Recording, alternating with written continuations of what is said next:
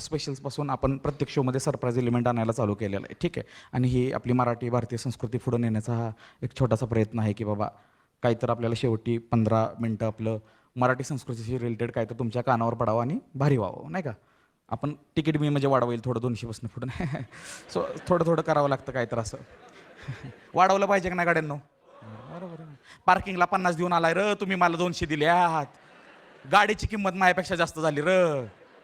खरंच तर एक जण आला म्हणला पार्किंगला 50 आणि तिकीट 200. एक मागच्या शोला बँगलोरवरनं आला, मला विमानानं 11,000 गेलं तुला 200. म्हणलं ही चांगलं म्हणून घेऊ का वाईट म्हणून घेऊ? बघा किती लोकांची लग्न झाली नाहीत, हात वर करा. अभिमान पाहिजे तुम्हाला? हात खाली घ्या. आता लग्न ठरलेली 2 जण आहेत. आजच्या शोचं सरप्राईज हेच आहे, माझी स्टोरी हाय ह्यात, पण माझ्या स्टोरीपेक्षा तुमच्या बी स्टोरीला स्थान मिळलं पाहिजे ना. सो आज तुमचं बी ऐकणार. शोचं नाव काय? सोड तुला नाही कळणार.